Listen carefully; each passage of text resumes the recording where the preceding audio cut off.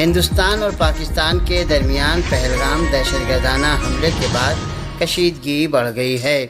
Media رپورٹوں کے مطابق دونوں ملکوں کے درمیان کشیدگی اس حد تک بڑھ گئی ہے کہ بعض حلقوں نے جنگ کا خدشہ ظاہر کرنا شروع کر دیا ہے۔ پاکستانی ابلاغیاتی ذرائع کے مطابق پاکستان کے وزیر اطلاعات عطاء اللہ تارڑ نے دعویٰ کیا ہے کہ ہندوستان کے وزیر اعظم نے فوج کو جنگ کا گرین سگنل دے دیا ہے۔ انہوں نے کہا کہ ہندوستان بقول ان کے اگلے 24 سے 36 گھنٹے میں پاکستان کے خلاف فوجی کارروائی شروع کر سکتا ہے۔ یہ ایسی حالت میں ہے کہ ہندوستان اور پاکستان دونوں ملکوں کے ابلاغیاتی ذرائع نے کشمیر میں لائن آف کنٹرول پر دونوں ملکوں کی افواج کے درمیان فائرنگ کا تبادلہ جاری رہنے کی خبر دی ہے۔ دونوں ملکوں کی فوجوں نے ایک دوسرے پر بلا اشتعال فائرنگ شروع کرنے کا الزام لگایا ہے۔ یاد رہے کہ پہلگام دہشت گردانہ حملے کے بعد ہندوستان اور پاکستان کے درمیان کشیدگی بڑھ گئی ہے۔ اس حملے کے بعد مشترکہ سرحدوں اور کشمیر لائن آف کنٹرول پر دونوں ملکوں نے اپنے فوجیوں کی تعداد بڑھا دی ہے۔ ہندوستان کے زیر انتظام کشمیر کے ممتاز مذہبی اور سیاسی رہنما میر واعظ عمر فاروق نے ہندوستان کے بعض علاقوں میں کشمیریوں کے خلاف تشدد کیے جانے پر تشویش کا اظہار کیا ہے۔ ہندوستان کی سرکاری خبر رساں ایجنسی UNI کے مطابق میر واعظ عمر فاروق نے بدھ کو ایکس پر ایک پوسٹ میں لکھا ہے کہ مسوری میں 2 کشمیری شال فروشوں پر حملے اور اس کے بعد 16 شال فروشوں کے مسوری چھوڑ دینے کی خبر پریشان کن ہے۔ انہوں نے مسوری پولیس پر الزام لگاتے ہوئے اپنی پوسٹ میں لکھا ہے کہ پولیس نے مذکورہ کشمیری شال فروشوں کو تحفظ کی ضمانت دینے سے انکار کر دیا، جس کے بعد انہیں یہاں سے نکلنا پڑا۔ میر واعظ عمر فاروق کا کہنا ہے کہ بڑے پیمانے پر نظر بندیوں، انہدامی کارروائیوں اور کشمیر کے اندر کریک ڈاؤن کے بعد جموں کشمیر سے باہر طلباء اور چھوٹے تاجروں پر حملے اور انہیں کشمیر واپسی پر مجبور کیا جا رہا ہے۔ ان کا کہنا ہے کہ پہلگام حملے کے بعد جموں کشمیر کے اندر اور یہاں سے باہر کشمیریوں کو جو اجتماعی سزا دی جا رہی ہے وہ غیر منصفانہ اور غیر انسانی ہے۔ انہوں نے ہندوستانیوں سے اپیل کی ہے کہ وہ میڈیا کے پروپیگنڈوں سے متاثر نہ ہوں اور کشمیریوں پر اعتماد کریں۔ پاکستان کے قبائلی علاقے جنوبی وزیرستان میں بم کے دھماکوں میں متعدد افراد کے مارے جانے کی خبر ہے۔ پاکستان کے ابلاغیاتی ذرائع کے مطابق جنوبی وزیرستان کے علاقے لوئر دیر میں بم کے ایک دھماکے میں ایک کمسن بچے کے جاں بحق اور ایک شخص کے زخمی ہونے کی خبر ہے۔ رپورٹوں کے مطابق دھماکے کی آواز دور تک سنی گئی، جس سے پورے علاقے میں خوف و ہراس پھیل گیا۔ اس دھماکے کے بارے میں مزید تفصیلات دستیاب نہیں ہوئی ہیں۔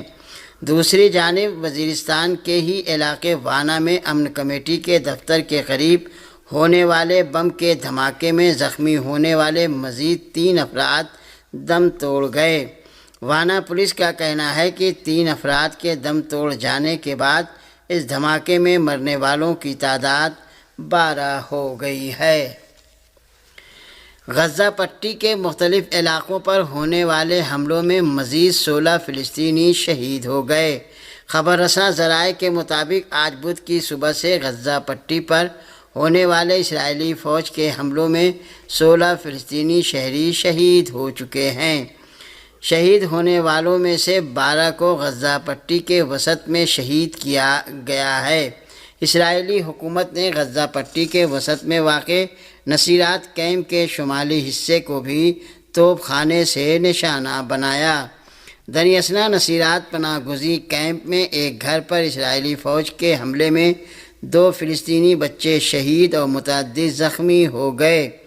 اسرائیلی فوج نے حملوں میں جنوبی غزہ میں واقع رفح شہر کے شمال میں رہائشی کمپلیکس پر بھی بمباری کی۔ صہیونی فوج کے ہیلی کاپٹروں نے آج غزہ کے وسط میں واقع شہر دیر البلاح پر بھی شدید حملہ کیا ہے۔ شمالی غزہ میں جبالیہ کیمپ کے ایک گھر کو نشانہ بنایا گیا، جس کے نتیجے میں متعدد افراد شہید اور متعدد دیگر زخمی ہو گئے۔ اقوام متحدہ کے ہائی کمشنر برائے انسانی حقوق وولکر ترک نے عالمی برادری سے غزہ میں ہونے والی انسانی تباہی کو روکنے کا مطالبہ کرتے ہوئے خطے میں انسانی تباہی کے مزید بحرانوں پر قابو پانے کے لیے بین الاقوامی کوششوں میں اضافے پر تاکید کی ہے۔ وولکر ترک نے کہا ہے کہ ایسا لگتا ہے کہ اسرائیل غزہ میں فلسطینیوں پر ایسی شرائط مسلط کر رہا ہے جو خطے میں ایک گروپ کے طور پر ان کی بقا اور وجود سے ہرگز مطابقت نہیں رکھتی۔ ان کا کہنا تھا کہ غزہ پٹی کے سب سے دور جنوبی علاقے میں واقع رفح صوبے کو ایک نیا انسانی زون قرار دینا اور فلسطینیوں سے خوراک اور دیگر امداد حاصل کرنے کے لیے وہاں آنے پر اصرار ناقابل عمل منصوبہ ہے۔ اقوام متحدہ کے ہائی کمشنر برائے انسانی حقوق کا کہنا ہے کہ اس طرح کے منصوبوں کا مطلب یہ ہے کہ غزہ کے رہائشیوں کی ایک بڑی تعداد جو آسانی سے نقل مکانی نہیں کر سکتے، بالخصوص معذور، بیمار، زخمی اور خواتین، خوراک کے بغیر رہ جائیں گے۔ وولکر ترک نے یہ بات زور دے کر کہی ہے کہ غزہ میں ان علاقوں پر جہاں شہری پناہ حاصل کرتے ہیں وہاں اسرائیلی حکومت کے حملے ایک نفرت انگیز اقدام ہے۔ دوسری جانب اقوام متحدہ کے سیکریٹری جنرل کے ترجمان اسٹیفن ڈوجاریک نے صحافیوں کو بتایا ہے کہ ہمارے انسانی ہمدردی کے شراکت دار رپورٹ کر رہے ہیں کہ غزہ میں 1,50,000 سے زائد خواتین کو صحت کے حوالے سے مختلف پیچیدگیوں کا سامنا ہے۔ انہوں نے خبردار کیا کہ ایندھن کی صورتحال تیزی سے بگڑ رہی ہے، پیٹرول کے دستیاب ذخائر تقریباً ختم ہو چکے ہیں اور ڈیزل کی موجودگی نہ ہونے کے برابر ہے۔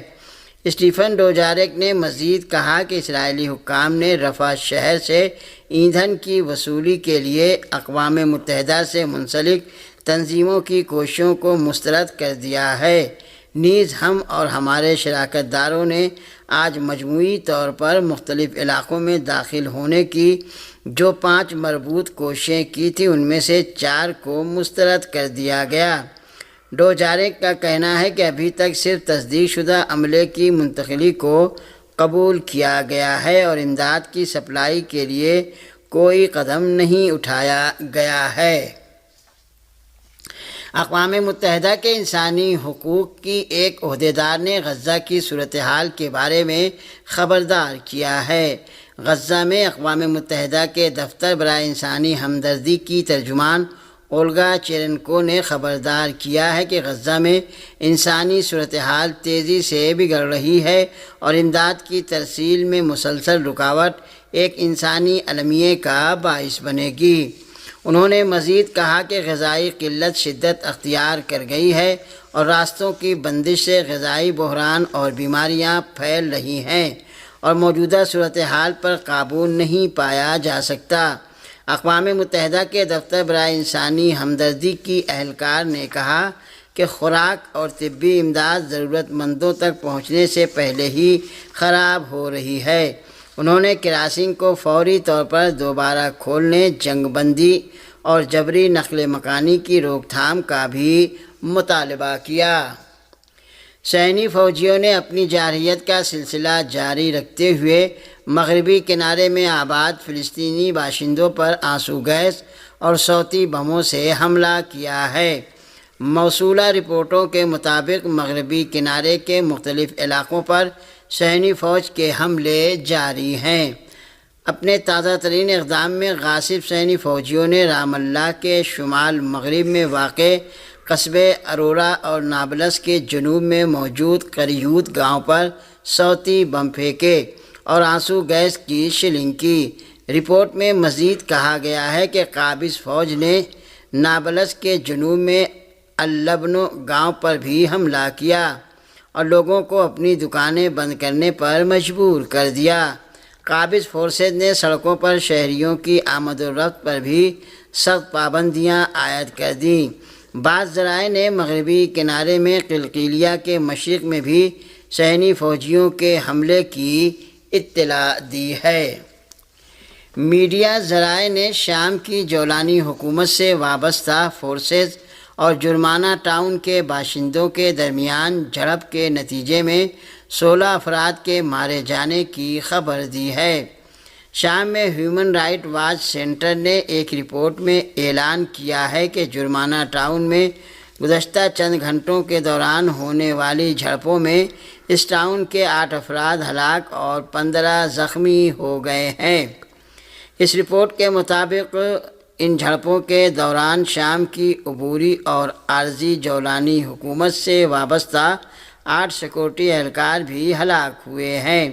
شام کے ہیومن رائٹ واچ کا کہنا ہے کہ جھڑپوں کے دوران زخمیوں کی بڑی تعداد کے پیش نظر ہلاک ہونے والوں کی تعداد بڑھتی جا رہی ہے۔ شام کے میڈیا ذرائع نے کچھ گھنٹہ پہلے جولانی حکومت سے وابستہ فورسز اور دمشق کے مضافات کے مقامی گروہوں کے درمیان دوبارہ جھڑپیں شروع ہونے کی خبر دی تھی۔ شامی میڈیا نے رپورٹ دی ہے کہ جولانی حکومت سے وابستہ فورسز کے ساتھ جنوبی دمشق میں واقع اشرفیہ، صہنایا ٹاؤن اور جرمانہ ٹاؤن کے دروز قبیلے کے مسلح گروہوں کے درمیان دوبارہ جھڑپیں شروع ہو گئی ہیں۔ صوبہ سویدہ میں بھی الصالح اور اسلحہ دیہاتوں کے اطراف میں اور الصالح فوجی ہوائی اڈے پر بھی جھڑپیں ہو رہی ہیں۔ اشرفیہ صہنایا میں دونوں طرف سے ہلکے اور بھاری ہتھیاروں کا استعمال کیا جا رہا ہے۔ میڈیا ذرائع کے مطابق دھماکوں اور مارٹر بموں کی آوازیں سنائی دے رہی ہیں۔ جولانی حکومت سے وابستہ فورسز نے جنوبی دمشق میں واقع صہنایا اور اشرفیہ صہنایا میں رفت و آمد پر پابندی عائد کر دی ہے۔ یہ جھڑپیں پیر کے دن سے پیغمبر اسلام حضرت محمد مصطفیٰ صلی اللہ علیہ وآلہ وسلم کی اعانت میں ایک آڈیو جاری ہونے کے بعد شروع ہوئی ہیں۔ جولانی حکومت سے وابستہ مسلح گروہ مبینہ طور پر پیغمبر اسلام صلی اللہ علیہ وآلہ وسلم کی حمایت کے بہانے شام کے مختلف علاقوں سے اٹھ کھڑے ہوئے اور جرمانہ ٹاؤن پر دھاوا بول دیا۔ جرمانہ کی بزرگ شخصیات اور جولانی حکومت کے درمیان سمجھوتے کے بعد منگل کو یہ جھڑپیں رک گئی تھیں۔ اور آخر میں یہ خبر کہ کولکتہ میں ایک ہوٹل میں آگ لگنے سے متعدد افراد ہلاک اور زخمی ہو گئے ہیں۔ ہندوستانی ابلاغیاتی ذرائع نے بتایا ہے کہ ریاست مغربی بنگال کے صدر مقام کولکتہ کے ریتو راج ہوٹل میں منگل کی رات لگنے والی بھیانک آگ پر قابو پانے میں 8 گھنٹے لگ گئے۔ ہوٹل میں ریسکیو آپریشن آخری اطلاع ملنے تک جاری تھا، جس کے دوران 14 لاشیں نکالی جا چکی تھیں۔ بتایا گیا ہے کہ آگ ہوٹل کی دوسری منزل سے شروع ہوئی اور بہت تیزی سے اس نے ہوٹل کی دیگر منزلوں کو بھی اپنی لپیٹ میں لے لیا۔ آگ لگنے کی وجہ معلوم نہیں ہو سکی ہے۔